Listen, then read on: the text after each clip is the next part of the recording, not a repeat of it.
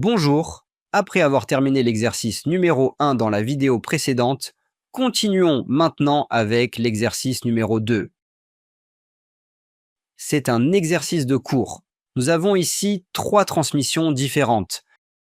La transmission A, la transmission B et la transmission C. L'objectif est de définir les différents types de transmission en cochant la case correspondante. Petite a, c'est une transmission par poulie et courroie, pignon et chaîne, ou bien roue de friction. Pour la transmission A, il s'agit d'une transmission par pignon et chaîne. Pour la transmission B, c'est une transmission par roue de friction. Et pour la transmission C, c'est une transmission par poulie et courroie. Maintenant, précisons le type de contact. La transmission A est une transmission par obstacle. La transmission B est bien évidemment par adhérence. Et la transmission C est aussi une transmission par adhérence.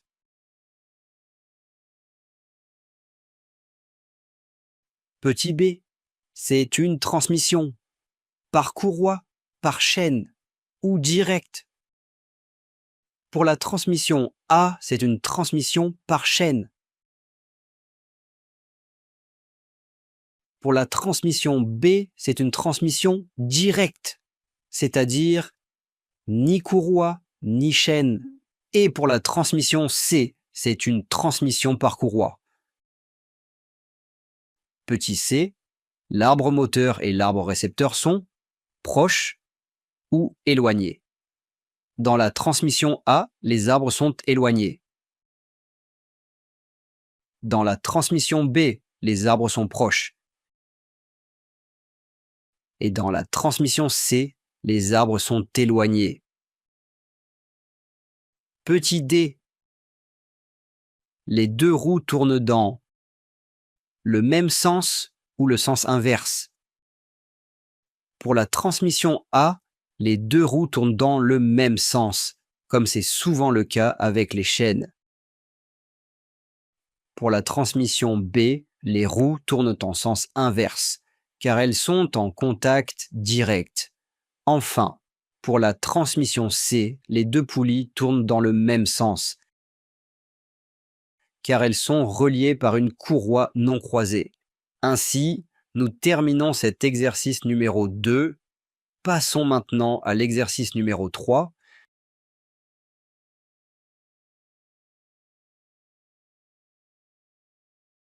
Exercice numéro 3. On donne ci-dessous la chaîne de transmission d'une mobilette. Première question. Tracez sur le document 1. Le sens de rotation des différentes roues pour faire avancer notre mobilette vers l'avant. Commençons par la roue arrière numéro 8. Elle tourne dans le même sens que le déplacement de la mobilette. Puisque la roue dentée numéro 4 est fixée sur le même axe que la roue 8, elle tourne donc dans le même sens. Ensuite, le pignon numéro 3 est relié à la roue 4 par la chaîne, il tourne lui aussi dans le même sens. La roue numéro 2 partage le même axe que le pignon 3, elle tourne donc dans le même sens également. Et enfin, la poulie motrice numéro 1, reliée à la poulie 2 par la courroie, tourne aussi dans le même sens. Conclusion. Toutes les roues tournent dans le même sens pour permettre le déplacement vers l'avant. Deuxième question. Indiquez sur le document 1 le cheminement du mouvement du moteur vers la roue arrière en complétant par les repères des pièces. On commence par la pièce numéro 7, le moteur. Puis le mouvement passe à la poulie 1, ensuite à la courroie numéro 5, qui transmet la rotation à la roue réceptrice numéro 2. Comme 2 est sur le même axe que le pignon 3, le mouvement continue jusqu'au pignon. De là, la chaîne numéro 6 entraîne la roue dentée 4, puis la roue arrière numéro 8, fixée sur le même axe. Cheminement complet. 7, 1, 5, 2, 3, 6, 4, 8. Troisième question. D'après le document 1, complétez les repères des pièces dans le tableau suivant. 8, roue arrière. Poulie motrice. 1, pignon moteur. 3, roue dentée réceptrice. 4, roue réceptrice. 2, chaîne. 6, courroie. 5, 7, moteur. Passons maintenant aux quatrièmes questions. On nous demande de calculer le rapport de transmission RA entre les poulies 1 et 2. Nous savons que la poulie 1 est motrice et la poulie 2 est réceptrice. On nous donne les deux diamètres. D1 est égal à 40 mm, D2 est égal à 80 mm. On utilise alors la formule du rapport de transmission basée sur les diamètres. RA est égal à D1 divisé par D2. Application numérique.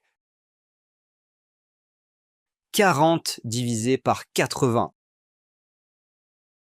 Cela donne 0,5. Donc, le rapport de transmission RA est égal à 0,5. Cinquième question. Déduire la vitesse de rotation N2. On utilise cette fois la formule des vitesses. RA est égal à N2 sur N1. Autrement dit, la vitesse de la roue réceptrice sur la vitesse de la roue motrice. On isole N2 dans cette équation. N2 est égal à RA multiplié par N1. Application numérique. 0,5 multiplié par 600, cela nous donne 300 tours par minute. Donc la vitesse de rotation de la poulie 2 est égale à 300 tours par minute. Sixième question. Calculer le rapport de transmission RB entre le pignon 3 et la roue dentée 4. Cette fois, on ne nous donne pas de valeur directe, mais on peut compter le nombre de dents sur les schémas. Le pignon 3 est motrice, car elle reçoit le mouvement de la poulie 2. La roue dentée 4 est réceptrice, car elle est entraînée par le pignon 3 via la chaîne. On utilise donc la formule suivante. RB est égal au nombre de dents de 3 divisé par le nombre de dents de 4. On compte ensemble. Le pignon 3 a 14 dents et la roue 4 a 28 dents. Donc, 14 sur 28, cela nous donne encore 0,5. Septième question. Déterminer la vitesse de rotation de la roue dentée 4, notée N4. On utilise le rapport RB et la formule avec les vitesses. RB est égal à N4 sur N3. Cela implique que N4 est égal à RB multiplié par N3. Mais attention, N3 a la même vitesse que la poulie 2.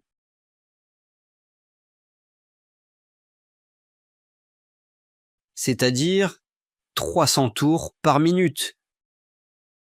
Donc N4 est égal à 0,5 multiplié par 300, ce qui donne 150 tours par minute. Huitième et dernière question, déduire la vitesse de rotation de la roue arrière, notée N8. Puisque la roue arrière numéro 8 est fixée sur le même axe que la roue dentée 4, elles tournent à la même vitesse. Donc N8 est égal à N4 et N4, nous venons de le calculer, est égal à 150 tours par minute.